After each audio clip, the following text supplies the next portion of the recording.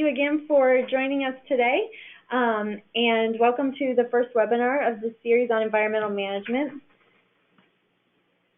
These have been funded through an education and training grant from the National Endowment for the Humanities and are designed for institutions who are in the initial stages of implementing environmental management.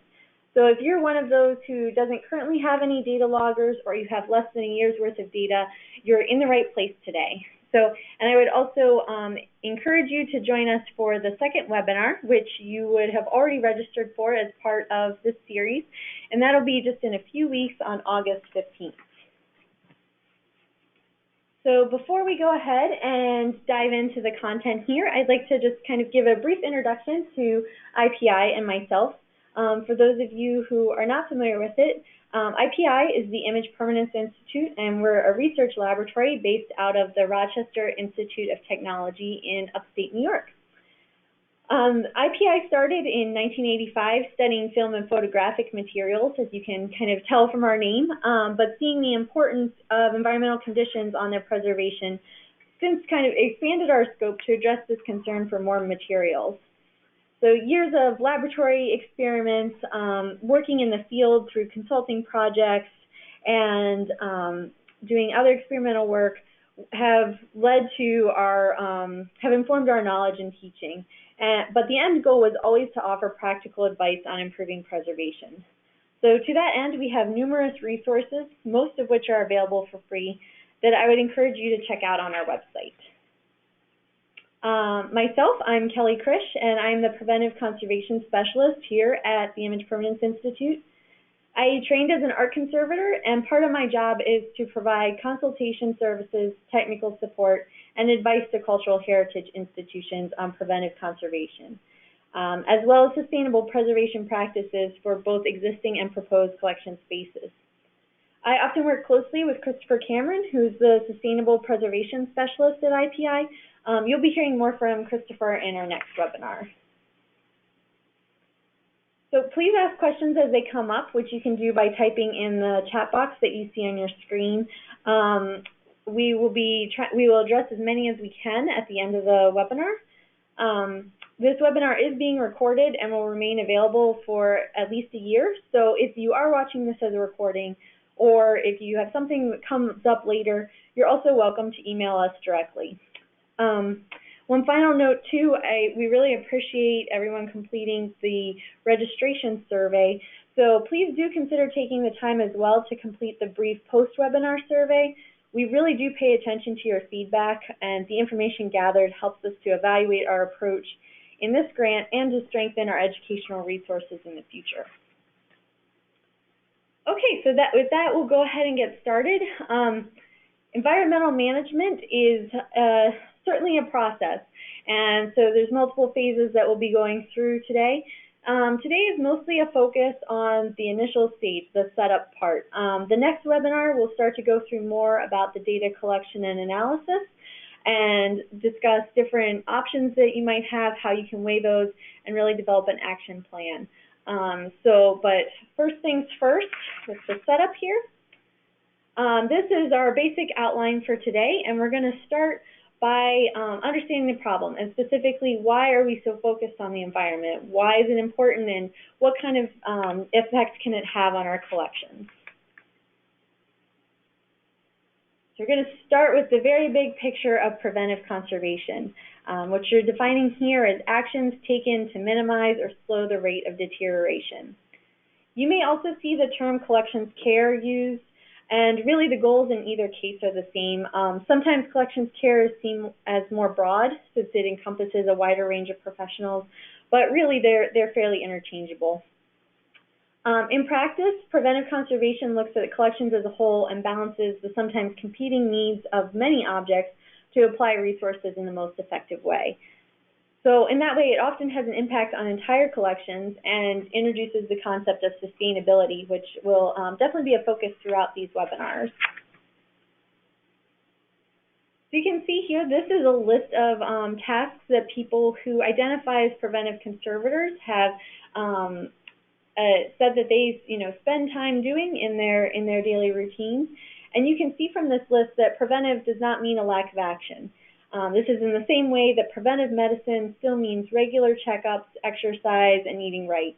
Preventive work is an ongoing process, not a project, that involves monitoring, mitigation, and evaluation.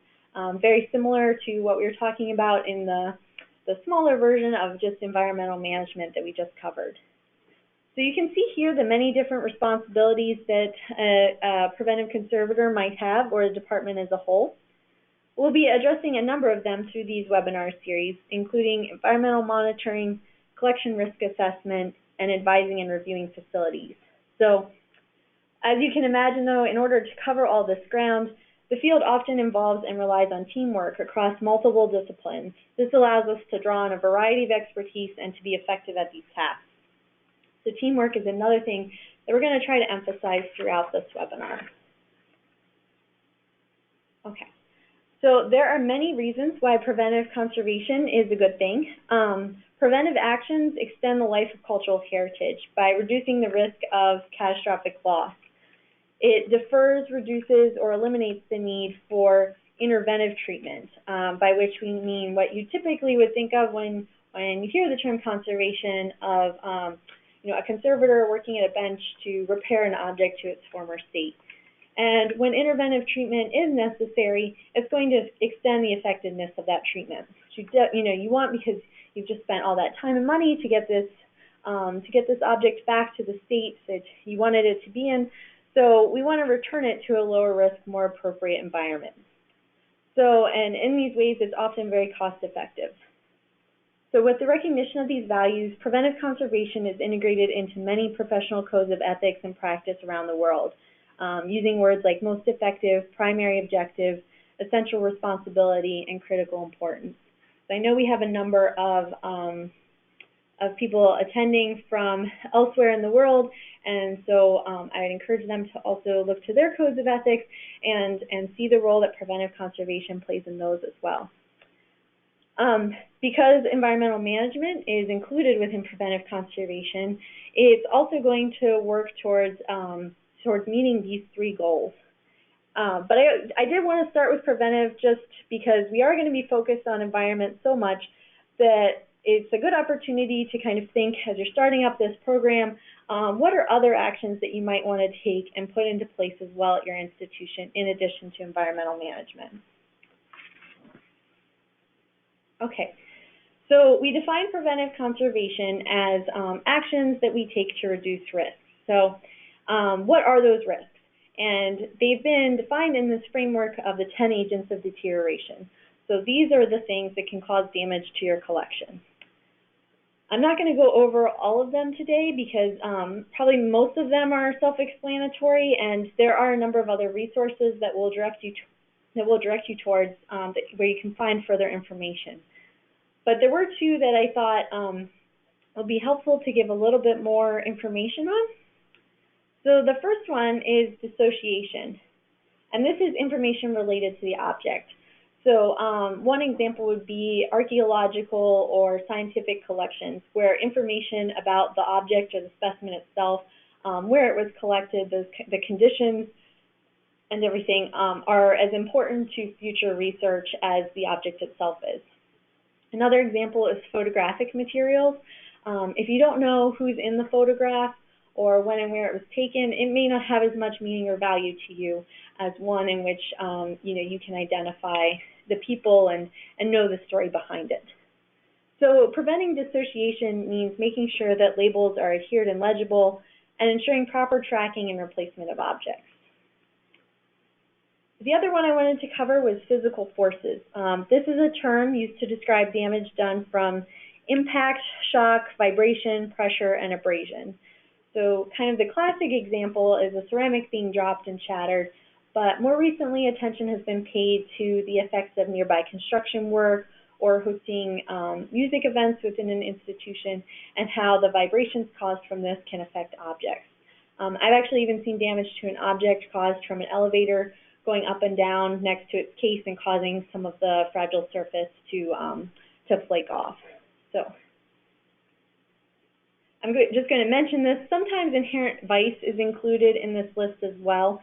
This includes materials that are intentionally short-lived or that have incompatible materials joined together. So if you think of things like newspapers or other ephemera, they're not really meant to last past a day or past a specific event. So there's not a lot of attention paid to what the quality of the materials is or, towards their long-term preservation. More often than not, inherent vice is more treated as a related concept, or the damage is eventually attributed to one of the other agents. So we're going to keep to our original list of 10 for now. So it can also be helpful to kind of think of these on different spectra. So, some of them are more discrete events versus continuous. If you think of the difference between something like fire versus, that happens on a specific day versus temperature that we're experiencing all the time. There's also physical versus chemical in terms of how it's going to affect the object. Is it primarily through physical changes where, like the physical forces, we have that ceramic and it's shattered into pieces, or is it through chemical changes and we're causing a breakdown of the structure or a change in it to cause fading or something like that? So this is kind of useful to keep in the back of your mind because it helps to determine how each agent is going to, how the damage caused from each agent is going to manifest within the collection. So if you're looking at something that is primarily causing physical damage, you can look for a certain type of damage. Maybe for pests, you'd be looking more for holes that have been chewed through pages rather than looking for a change in the chemical signature of the object. So we can kind of use this in the back of our mind when we start to look at damage to think about, okay, what types of damage would be associated with each agent, and if I'm seeing a certain type, is this likely to be attributed to one agent or another? So this type of awareness, as well as monitoring and other observations, are all going to help inform our work into risk assessment. So here I just wanted to start with a really basic exercise on what can harm your collection. This is just a sample room here, and you can see we have this collection space. On one side, it's got the door, and it enters onto a main hallway, off of which we have offices and cafes. On the other side, we have the freight elevator that's going to be used to carry materials, from storage up to exhibit space. And they've done right to reduce their light risk, so they've covered up these windows. So we're not really sure to what extent, if it was just a board or if it's been insulated, but they are covered now. And then the second map here is just meant to show you some of the storage furniture and the types of materials that would be located where. So these multiple types of documentation can be useful, especially as we move on and we start to see if damage can be attributed to surrounding spaces or if it's caused by a certain type of storage furniture. We can kind of overlay these and see where the risks are. So here you can see we have a variety of different storage furniture, everything from compact shelving, stationary shelving, rolled storage, and so on. So one exercise we can do before we even start talking about risk assessment and everything like that is just to think through these 10 agents of deterioration. Where are they most likely to occur in this space? So we talked before about we've got that cafe and offices off in the hallway. We've got that freight elevator. So we kind of intuitively are thinking, that would be a good opportunity for pests to enter into the collection. And likewise, that window, we don't really know how insulated it is, so we could still have moisture moving through that could be affecting the collections. Even something like compact shelving where we have a lot of small objects and they're stored in high density, we might be concerned about thieves because it's going to be really hard to track all those objects and they're not necessarily going to be checked on a regular basis. So this is just meant to give a general sense of, when you just first start looking at a collection space, to start thinking about, okay, where, with just the basic overlay of the map, where would we start to expect to see some of these 10 agents of deterioration? Okay, so returning to the 10 agents as a whole, I want to point out that even though they're treated here as discrete factors, it's important to note that many of them overlap. So here we'll look at the example of fire, which often when we have a fire, we also have water in the suppression of the fire. There can be pollutant exposure, especially depending on what is burning in the fire, and there's often the risk of dissociation as well, either from damage to the labels or to any kind of central information database. You can probably think of other examples as well, could potentially lead to physical forces as you're trying to move objects to a more secure location, or thieves and vandals if the site is not secured after the fire. But the main point here is that when one agent goes up, we also need to think about the cascade of events that that could lead to and how other agents might be affected. This is the way we can kind of manage and mitigate against the agents effectively. So that kind of leads us into why we focus so much on the environment. And by environment, I'm going to be specifically referring to incorrect temperature and incorrect relative humidity today. So often these are a risk that are present in collection spaces. It may vary slightly in terms of the magnitude of the risk depending on the collection space, but it is often there. But I'd also like to point out that those are related to other agents of deterioration as well. Often when we have higher temperature and higher relative humidity levels, we're also going to see the amount of pests go up. Pollutant damage can become more extreme. Labels could fall off at high humidities or at very low humidities. So when we address the risk of incorrect temperature and relative humidity, not only are we shrinking that risk, but we're also reducing a number of other agents as well. So it's a very effective way to try to manage these agents. Okay, so now we're going to switch gears just a little bit and talk some more about the environment. There's three main ways that the environment can cause damage. We'll start with chemical. These are reactions that cause changes to the object at a molecular level. And it's what happens when materials are exposed to heat and moisture. So because in most environments it's difficult to avoid having heat and moisture, this is sometimes also referred to as natural aging. However, what is avoidable is the extra heat and moisture.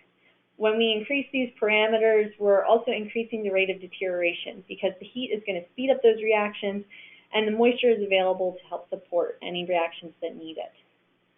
So mechanical damage, on the other hand, is a change in the physical structure.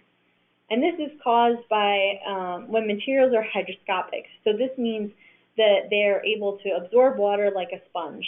They're going to take in and release moisture in response to their environment. And as they do so, they're often going to change in size and shape. This can especially be a problem when we have composite objects, meaning that we have more than one material present. Or when we have a material that's restrained, because in both cases, as one component tries to expand or shrink and it's not able to, it's going to lead to cracking and warping. Biological decay is the final way in which we can cause damage, and this is caused by organisms, primarily mold and pests. Damage caused by pests is often seen as holes or missing fragments from their eating, and deposits of frass or staining from excretion. Damage from mold, on the other hand, can also cause staining, structural weakening, and result in limited access due to health concerns associated with mold. Okay, so those are the ways that damage can be caused, and these are the factors that are going to cause that damage. So sometimes, like in the case of chemical aging, temperature may play the dominant role in determining the extent of damage. In others, like biological decay, relative humidity might be more significant. But we're going to look at all these factors together and talk about how they work to create those environmental conditions that can potentially cause damage. So temperature is a measurement of heat energy, or more precisely, the movement of molecules in a material. Molecules move faster as temperatures increase, so there's more of a chance of them colliding, and each time they collide, they're increasing the rate at which chemical reactions occur. Higher temperatures can accelerate other risks as well, like we talked about. And really, in both cases of temperature and relative humidity, we're concerned about extremes because both highs and lows can cause damage in these cases. All right, so now we're going to talk about relative humidity, which is a degree of saturation, and dew point, which is a measure of the absolute amount of water in the air. And the first way we're going to do that is by walking through this example. So here, you can see at the top here we have this container, and the container kind of expands as it gets warmer and shrinks as it gets colder. So just like a balloon, it's going to inflate like a hot air balloon as it gets warmer, and it's going to shrink. If you've ever put a balloon in the freezer, you can see how it just shrinks up. So this container is going to grow and shrink depending on the temperature. And below, we have what's representative of our dew point, and that's how much water is present. Okay, so as you can see in this example here, we're not really changing the amount of water present, but as that container grows and shrinks, the relative amount of space that that water takes up in the container changes. And so that's what we mean by relative humidity. The relative humidity is what's going to be changing as the temperature changes. So in practical terms, if you're given a certain amount of water from the outside, that's your dew point. You can change the temperature by heating or cooling, so you're changing the size of the container and so the relative humidity. But to actually remove that moisture from the container, to change the amount of absolute moisture present, you have to either humidify or dehumidify. In the case of dehumidification, this means making the container small enough so that it can't hold all the water and some must come out. So there's a couple of ways to accomplish this, and we're going to talk more in the next webinar when we cover mechanical systems about how we can manage and control dew point.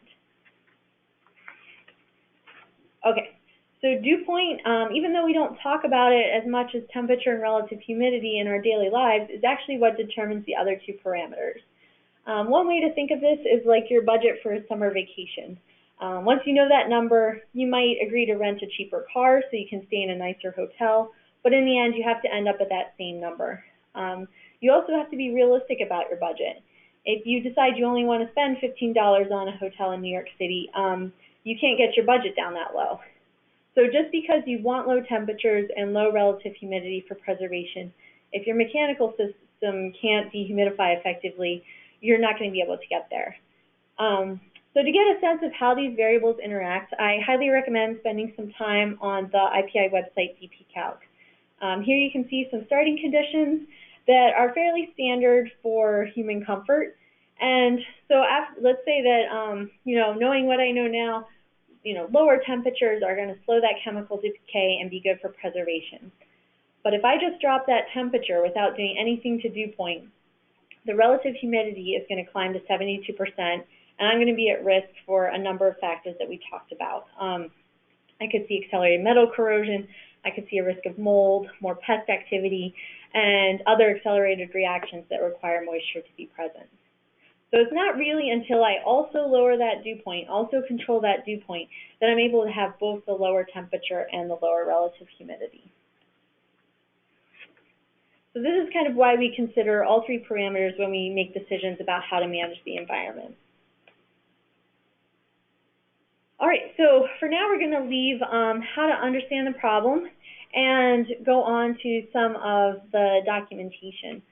There's actually a lot of documentation that can be used in environmental management, so it's something we'll be returning to, especially when we start talking about how you can document what your mechanical system is capable of.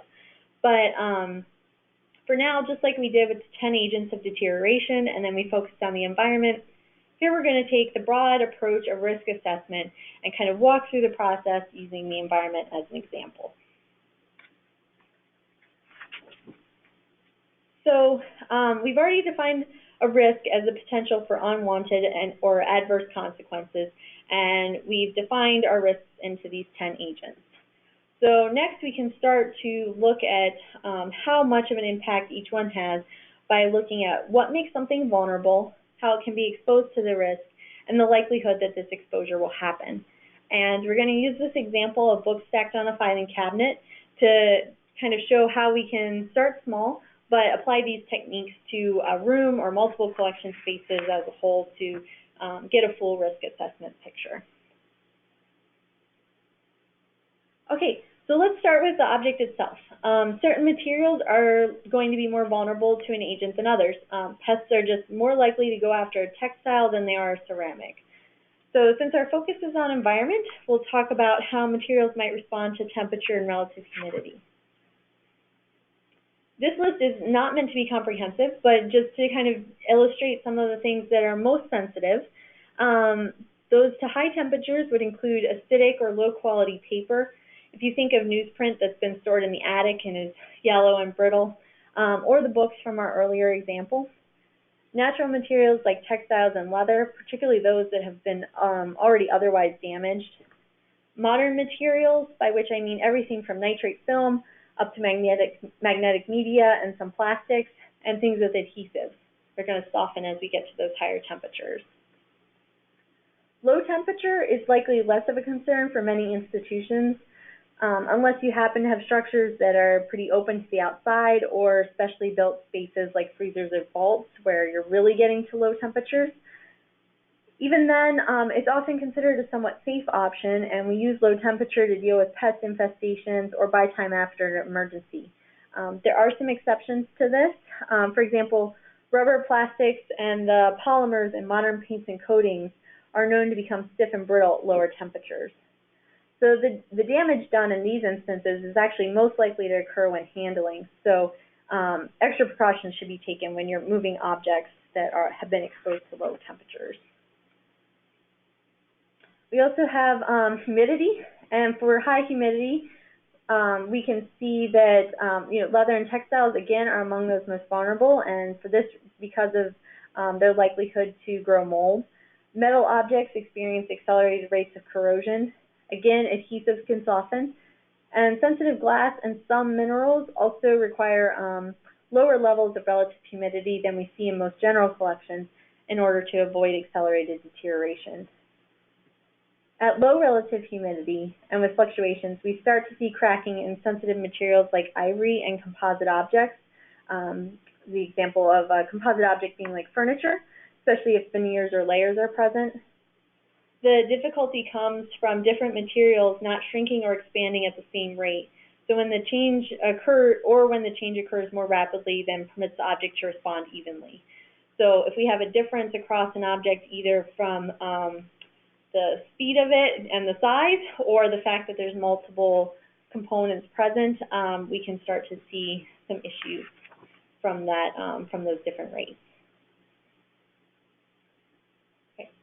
In addition, and perhaps most importantly, is how the object is assembled and whether or not this will lead to areas of stress as the different components respond to changes in the environment. A large part of this is the construction of the object.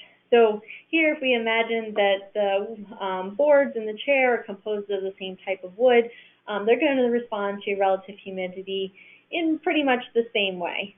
But the wooden boards are going to be free to shrink and expand, whereas the wood in the chair is going to push and pull against those nails, and then we're going to start to see the formation of cracks. We also have to sometimes be careful about artificially creating stress in objects, such as when we house or treat them in a certain way and we constrain their movements. In general, the more deteriorated an object is, the more vulnerable it will be to further damage. We can see this in the classic example of acetate film. Early on in its life, deterioration is slow, but once it hits that autocatalytic point, beyond that, deterioration is occurring at a much more rapid rate. Other studies have shown similar results for a variety of materials exposed to other agents as well. A possible not quite exception, but something else to take into account with this is the concept of proofing, which states that any future pattern of fluctuation similar to a past pattern will likely not cause significant physical damage. So this comes into play when we talk about the importance of the local climate. If that wooden chair that we saw had always been in a dry desert environment, dropping down to 20% relative humidity may not cause any physical damage, since that chair has probably seen those levels routinely. While it's comforting to think that this means that avoiding extremes will reduce the risk of damage, it's also important to remember that this applies only to mechanical damage. So just because something has been at 75 degrees Fahrenheit for the last 10 years does not mean it's not still chemically deteriorating if you keep it at that temperature. The same is true for relative humidity.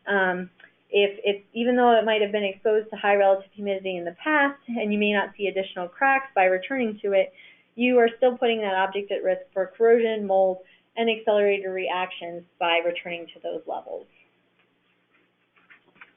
Finally, we're going to consider the object's access, use, and significance. If something is accessed more frequently, perhaps it is more vulnerable to physical damage. If it's not, it might be more susceptible to theft, dissociation, mold, or pests because it's not checked as regularly. How an object is used, if it's on open display in its own climate-controlled case, loaned out, available for researchers, helps to determine what agents it's exposed to. In terms of significance, consider the difference between research versus display versus educational programs and how it might, its exposure to the agents in each of those cases might vary. So considering which materials are most vulnerable and the types of damage each factor can cause can help to prioritize our actions so that our mitigation efforts are best directed. In the example of our books, we've identified them as a vulnerable material, particularly to environmental factors, given the nature of the paper and, especially if any of the book coverings are made of leather or natural material. So once we have a sense of what objects are most likely to be vulnerable, we have to consider the pathways in which damage could occur, which will be especially helpful as we begin to consider mitigation strategies. So we can't see in this image what the temperature and the relative humidity in the space are, but we can see that our books are in close proximity to a light fixture, a source of water that could potentially leak, an exterior door that could allow for pests to enter, and overhang the file cabinets, which means there's the potential for physical damage as people walk about the space and potentially knock into them. Before we move on, I'd also like to introduce the concept of levels of control, which you can see here. So at the moment, consider how each forms a protective layer around the object, but a hole in any one of them could potentially be an opening for an agent of deterioration to get in. Each of these layers has the potential to create an impact. So using the environment as an example, the location and site, or more specifically the local climate, will dictate the starting conditions of what we're up against. The building and mechanical system determine how much work is possible and is being done to create those conditions. The room can have an effect on the risk both from its location within the space and compared to others. So being located along an uninsulated exterior wall may reduce the temperature locally in the winter and raise the relative humidity to the point where molds could form. Often the type of storage unit used determines how quickly an object is exposed to changes in relative humidity. And obviously institutional policies about set points and space usage will play a role in what the temperature will be and the relative humidity as well. So while the physical structure and the history of an object may determine its inherent vulnerabilities, its risk or the opportunity for it to be exposed to that agent is related to the situation. So that leads us to the final part of risk assessment, which is trying to assess the potential. What's the likelihood of something happening? And more specifically, how often and how severe? So there's definitely a difference in terms of, consider a jump from 72 degrees Fahrenheit up to 74 degrees Fahrenheit versus going from 72 degrees Fahrenheit up to 80 degrees Fahrenheit.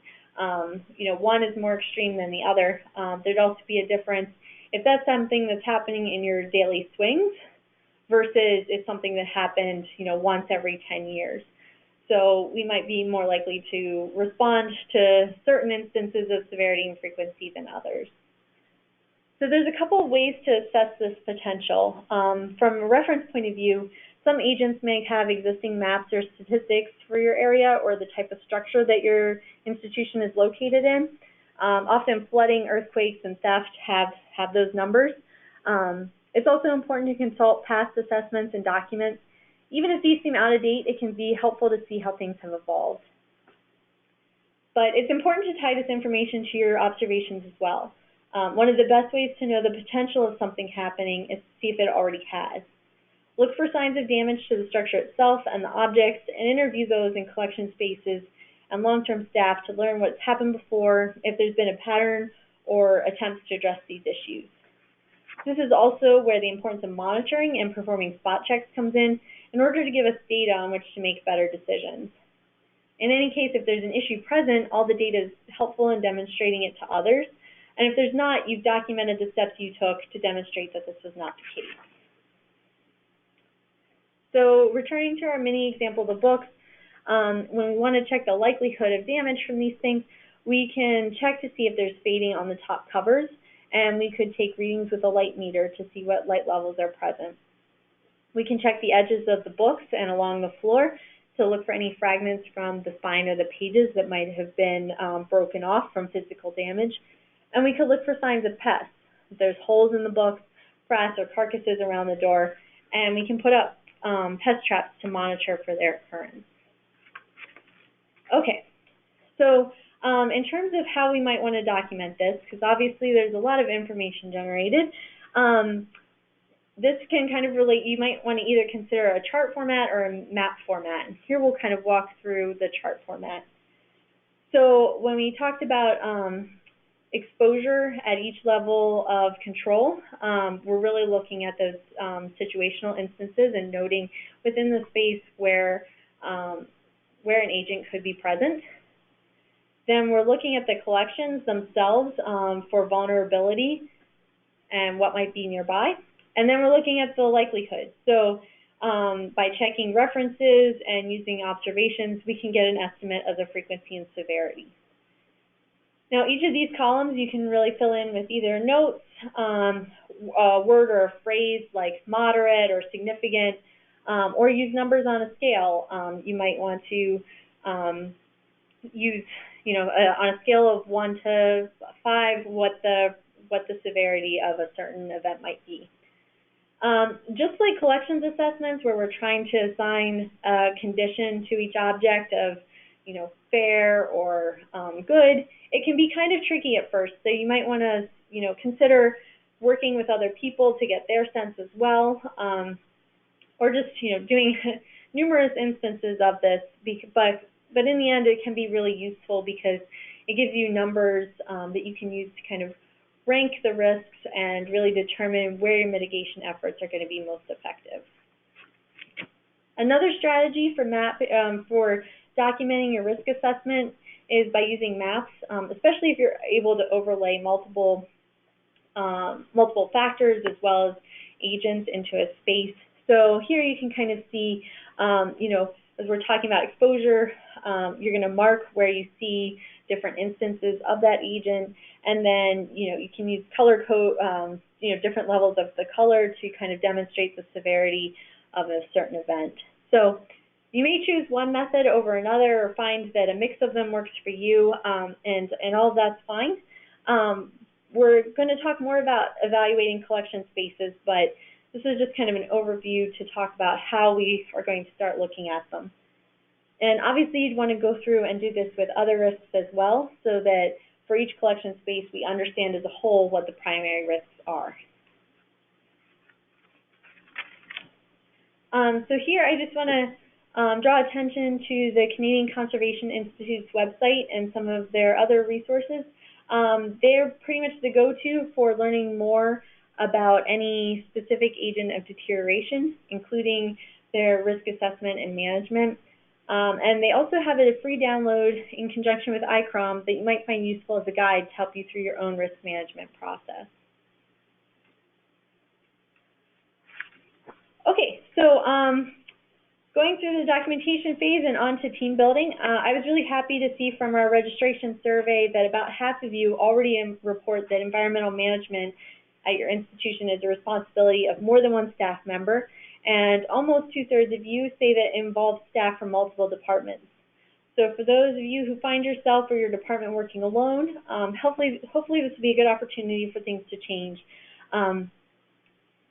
Setting up an environmental management project can be an important step in creating this culture of collaboration, and it'll serve the institution well as you move through the process. So this is a list of potential team members to be involved in environmental management.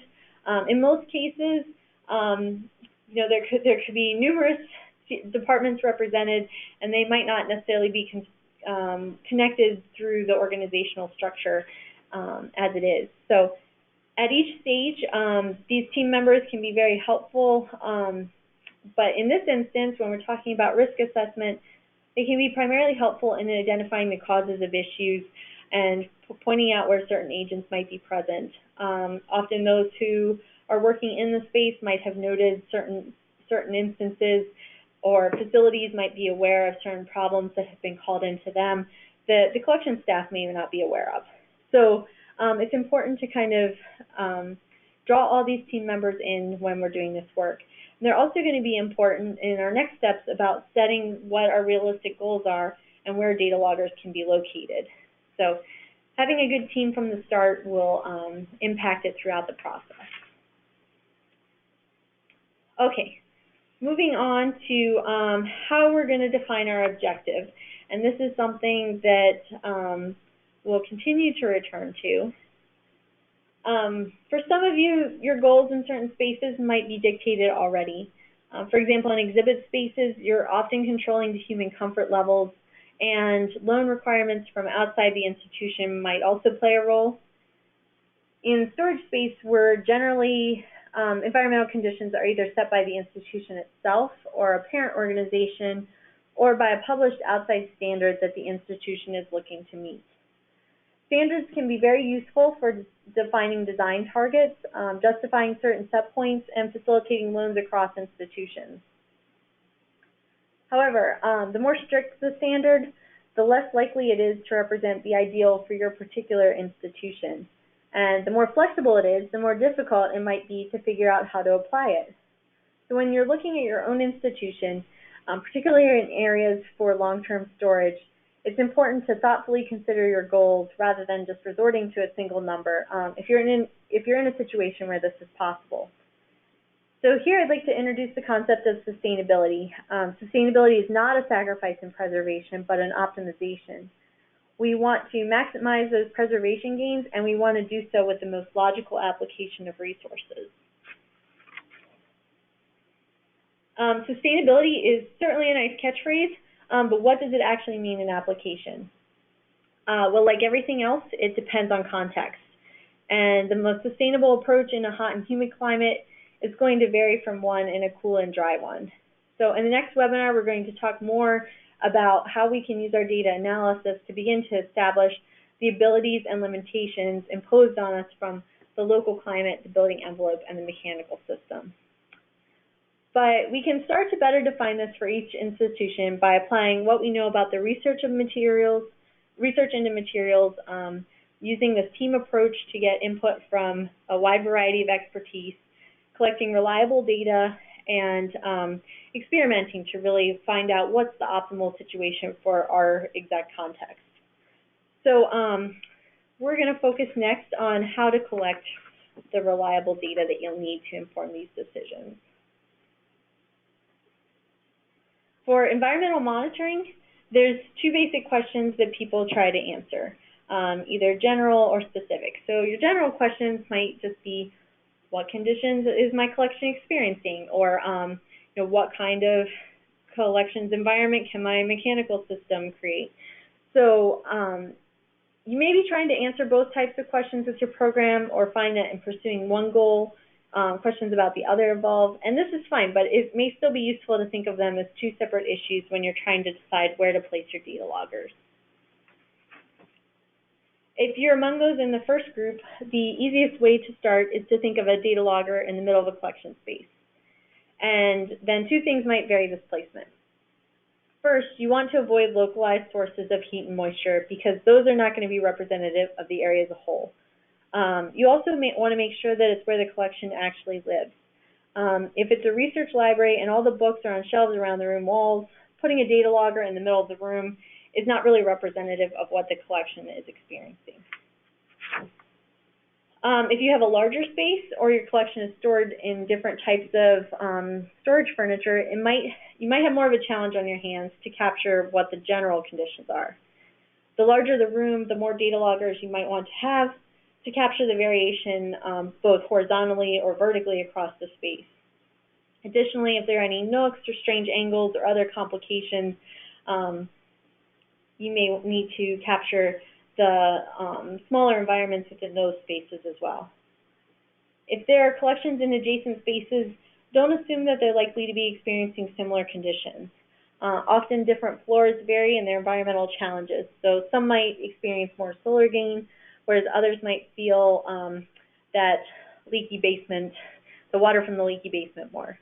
So they could also be used differently. So one might have a researcher who works in it 3 days a week and needs the lights and the heat on, and another may have the door propped open most of the day to allow staff to retrieve materials. So it may be receiving effects from an environment elsewhere as well. So be sure to look critically at each collection space individually and have at least one data logger per space to indicate any issues that might be present. Also, the more varied your collection's housings are, the more variation you'll have in what kind of conditions the objects feel. Often housings influence humidity more than temperature, creating a buffer version of what's just outside the cabinet or box. In this case, placing the data logger inside the storage furniture gives a more accurate image of what the collections are experiencing than keeping it outside in the room.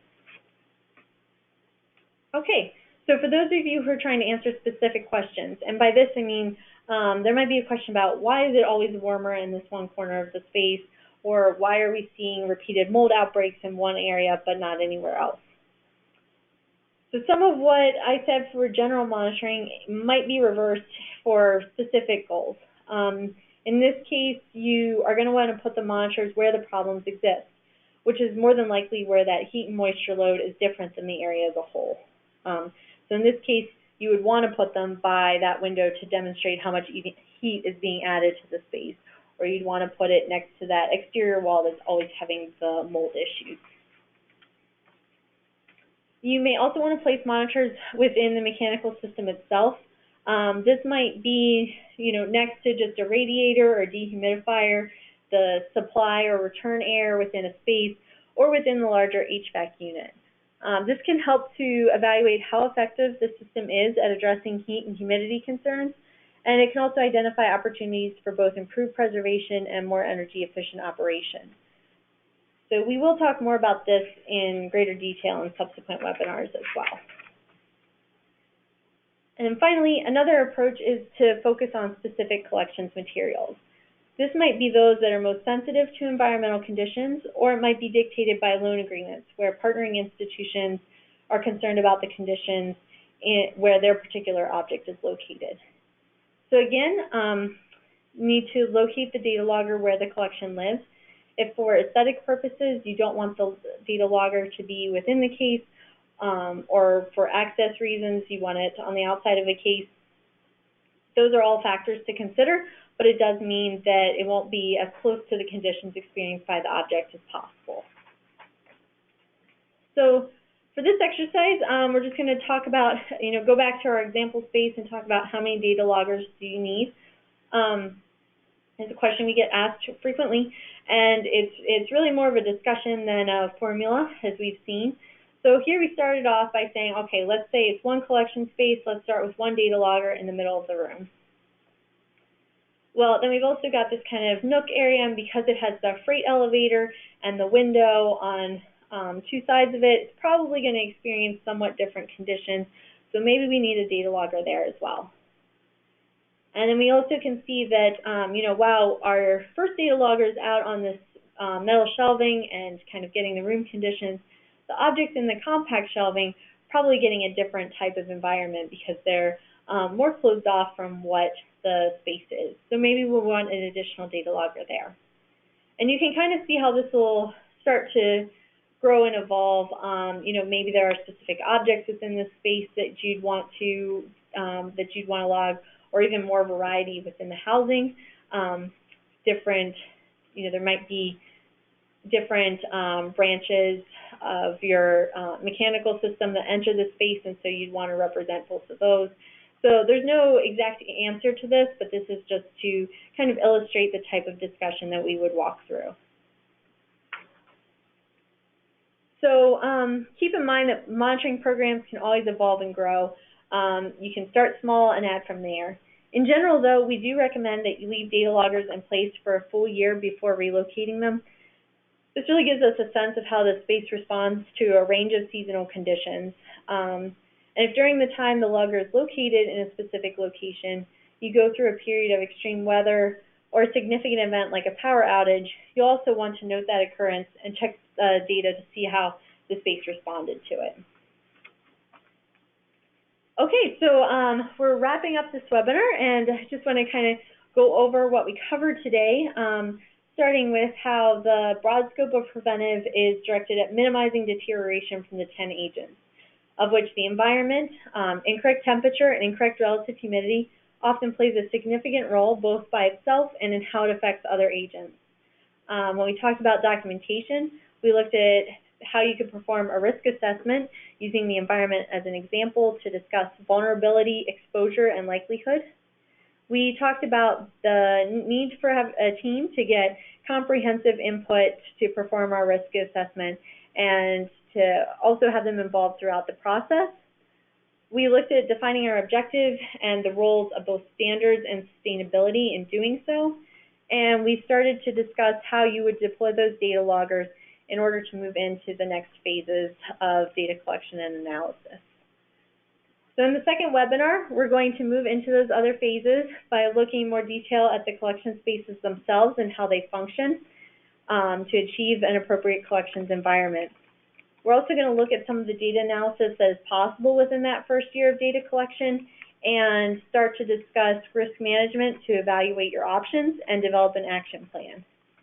And finally, we'll conclude with some ideas on how to best advocate for environmental management, especially for those of you who indicated that getting buy-in and funding are the biggest issues. So please do join us for those. Okay, and as I mentioned at the start, there is a post-webinar survey that we would really appreciate your input on. It should come up at when you go to close out of the webinar. And you'll also be receiving an email within the next day or so with a link to complete it if now's not a good time. So now I'd like to go ahead with addressing any questions. And again, if something comes up afterwards, please do feel free to contact us. Thank you.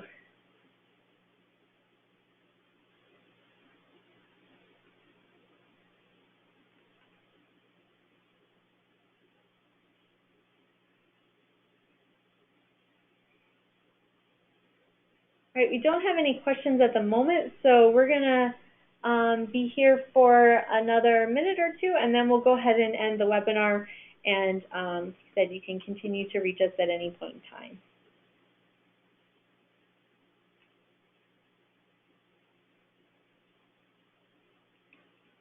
Okay, we had a question on recommendations on where to find good policies or samples of policies. I don't know if there's a particular type of policies that you're referring to. It depends on which one. I would recommend connecting to Collections Care. Often has good examples of policies for both, for managing spaces during special events, for managing pest collections management policies. That would probably be the best place to start without knowing if there's a specific policy that you're interested in. So that would be the best place to start. And that is reached, you can reach it through AIC or through directly through their website of C2CC, trying to think of it exactly, but connecting to Collections Care. Okay, we had another question about needing a data logger in the middle of the room, but not having a plug-in there. There are a number of data loggers that don't require the plugins. I do understand the comment as well about it being kind of a pain to change batteries. Some data loggers have battery lives that last longer than others, so that might be one option for you. If you absolutely can't, I would say that one option, aside from having a data logger in the middle of the room, is also to have two data loggers offset from the middle of the room. Sometimes this can even be more beneficial because you're going to capture more of that variation within the space. So I would handle it similar to that idea of trying to avoid certain influences and just locating them at good spacing throughout the area.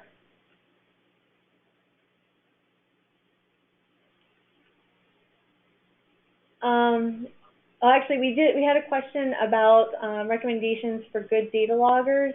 I will say that, again, on connecting to collections care, there are a number of resources that have been pulled together, including from the National Park Service and through conservograms and other resources that kind of gives you a chart and lets you compare between costs and lifespan and different features. So if you, again, I would recommend that website to kind of give you that overall comparison of available data loggers. They also have resources available to determine if wireless data loggers are right for your institution.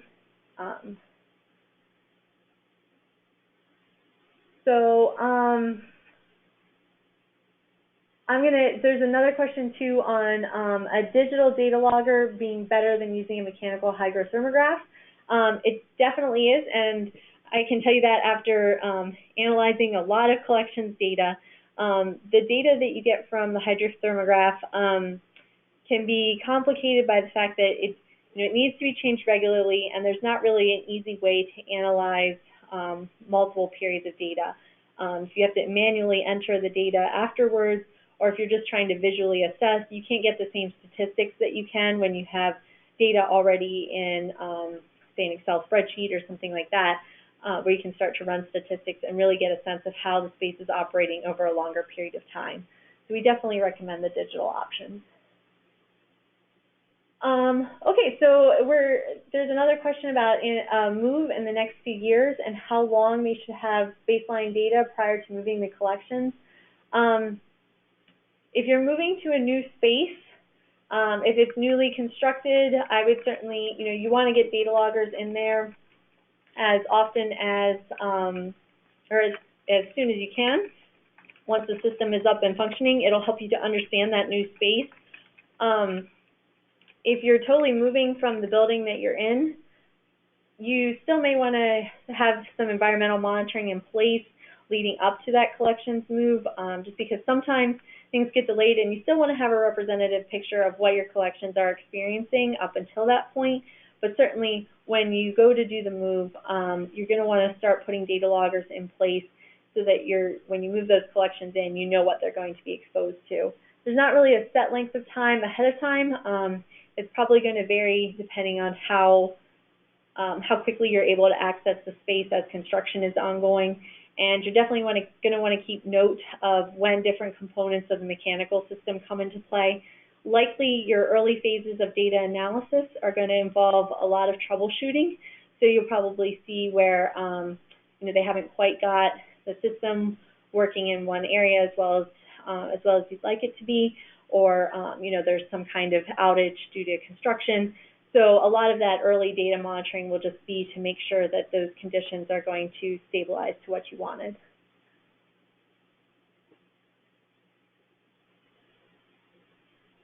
Okay, so there's a question too about when the environment is seen as an important risk because it can affect the magnitude of other risks, is this impact as big as it can be with fire, which also impacts other agents? So I would say that would go back to our how we would evaluate the severity and the frequency. While we're always going to be exposed to temperature and relative humidity, they're not really factors that we can remove from our environment. Fire is something that hopefully does not affect many of us, and even more so not as much on a regular basis. So when we start to take those into account for risk assessment, while the severity is high, the frequency might be very low, and hopefully is low. So that's why we talk about the environment as being so important, is because that's definitely something that we're going to be continuously exposed to. So certainly they're all important, but that's just to explain why we in particular emphasize the environment. There's another question about so the obsolescence of apparatus within the agent of dissociation. So if I understand your question correctly, that would be, for example, if you have a floppy disk and you no longer have a computer that can run that. I would certainly associate that with dissociation because it means that we still have the physical object, but all of the information, the content related to it is no longer accessible. So that's a tricky one to deal with because hard to keep multiple forms of instrumentation up and running in order to access that, but certainly we can take some steps when we migrate information to newer platforms. Okay, collection storage and rolling shelving, and are there objects that you would remove from these? I think I've seen a wide variety of compact shelving. Some of it is more smooth than others, so that would certainly be a factor. The other one would be how those objects are stored within the rolling shelving. So it'd be one thing if you have lots of, if you have small glass objects all lined up in a row, would be different than if, they were just stored within foam supports and things like that. They may be able to handle more of that, or if there's barriers along the edge of the shelving to prevent them from gradually migrating towards the edge and falling off. So I think you're right to consider the role of the storage furniture in terms of how much of a risk it poses. And I would say the way to further evaluate that is, the degree of movement that you're going to be seeing as you move those shelves, and what types of additional padding and everything that you could add to those objects to help mitigate it.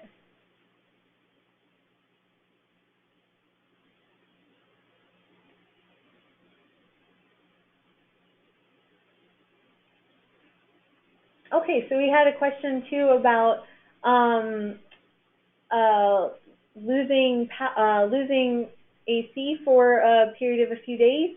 The temperatures went up, and that was temporary, but the spike in relative humidity remained. So is this short-term change a cause for concern in terms of mechanical damage? Again, I would say that depends in large part on what collections materials are present and how they're stored. If you have the objects, for example, if the high relative humidity is in the spaces itself, but your objects are stored within cabinets or compact shelving, we often see that it takes quite a long time for relative humidity to be able to get through those enclosures and for objects to fully respond to changes in relative humidity. So, so it's kind of the long answer to that is that it wouldn't necessarily over the course of 3 days may not have too much of an impact on your collections, depending on the other parameters at play. And like I said, humidity is definitely one of the things that takes longer for objects to equilibrate to, but it can also be one of the harder things to remove from a space. So certainly when you start to see that humidity climb, responding as soon as possible to start to drop those levels is a good thing as well. Okay, well, I think we're just about 5 minutes over, so we're going to go ahead and end this recording for today. Thank you again for joining us, and we look forward to having you for our next webinar. Thank you.